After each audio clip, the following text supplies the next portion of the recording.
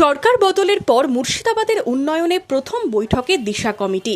জেলার সাংসদ, বিধায়ক, পঞ্চায়েত সমিতির সভাপতিদের নিয়ে বৈঠক জেলা প্রশাসনের।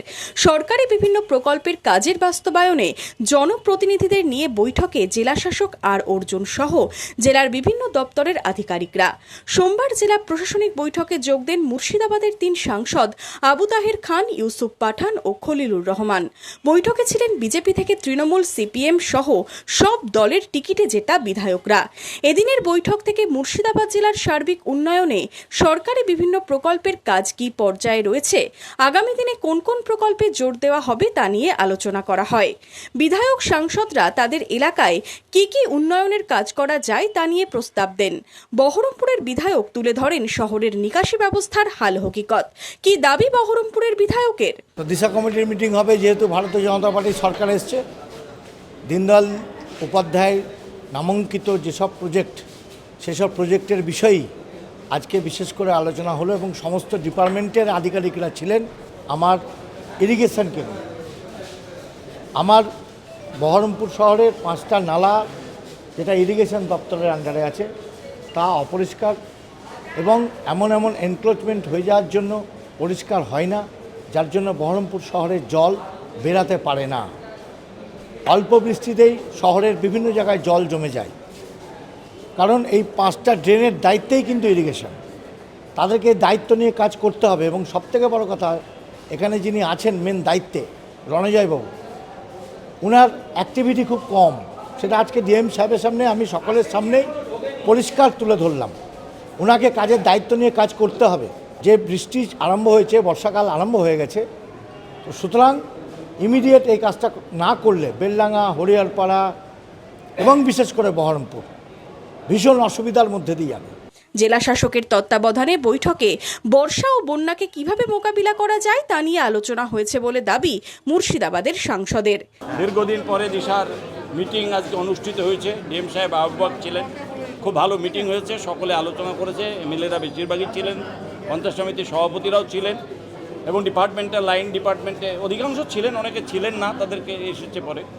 তো বিস্তারিত আলোচনা খুব ইতিবাচক, কারণ সামনে বর্ষা, মেনলি বর্ষাটা কিভাবে এই বন্যা থেকে আটকানো যায় এটা নিয়ে বিস্তারিত আলোচনা হয়েছে এবং সেটাকে আমরা গুরুত্ব দিতে বলেছি। 2 মাস তো এই কাজ হবে না, বর্ষার আগে অন্যান্য ডেভেলপমেন্টের কাজ হবে না, রাস্তাঘাট এটা ওটা হবে না।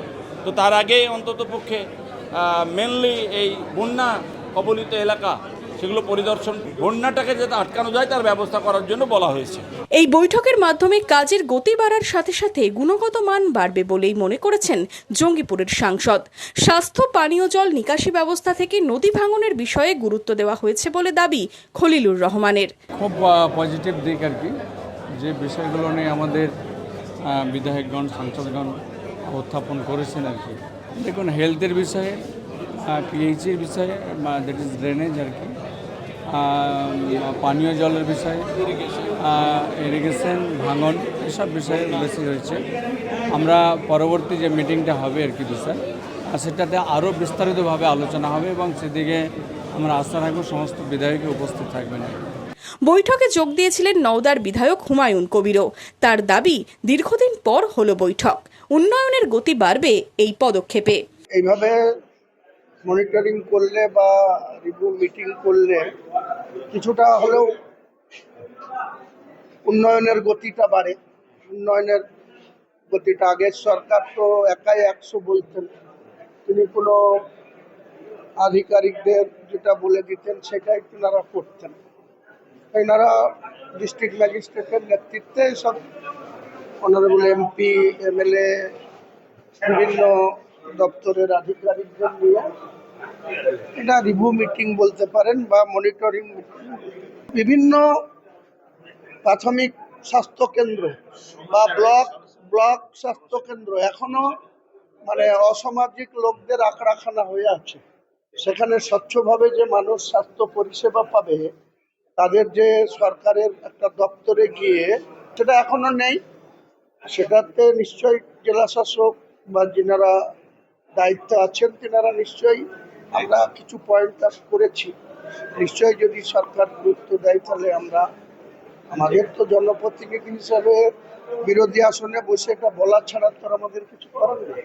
জেলার স্বাস্থ্য ব্যবস্থার হাল ফেরাতে অগ্রাধিকার দিয়ে দেখা হোক দাবি জানিয়েছেন সুতির বিধায়ক ইমানি বিশ্বাস। আমরা এই মিটিংয়ে ডাক পেয়েছি, ডেভেলপমেন্ট আলোচনা যেভাবে ডিএম সাহেব আর কি করছে সমস্ত আধিকারিককে নিয়ে, আমি তাদেরকে স্বাগত জানাই। কিন্তু আমরা গত মিটিং হয়েছিলাম, ভুলে গেছিলাম পিএইচি সম্বন্ধে, স্বাস্থ্য ডিপার্টমেন্ট সম্বন্ধে, সেম একই রকমভাবে উগলেছে। আমি বলবো আরও, যেহেতু এগুলো সিএম সাহেবের দপ্তরে আছেন, সিএমএইচও আছেন এখানে, এগুলো অগ্রগতির জন্য কাজগুলো হয়, মানুষ যেন পরিষেবাগুলো পায় সে ব্যবস্থা করছে। বিগত তৃণমূল সরকারের আমলে এই দিশা কমিটি থাকলেও দীর্ঘ সময় হয়নি কোনো বৈঠক। বিজেপি সরকার ক্ষমতায় আসতেই শাসক থেকে বিরোধী সকলকে নিয়ে মুর্শিদাবাদ জেলার উন্নয়নে শুরু হলো দিশা কমিটির বৈঠক। আগামী দিনে জেলার উন্নয়নে দিশা কোন পথে যায় এখন সেটাই দেখার। Bureau report, imagine community media.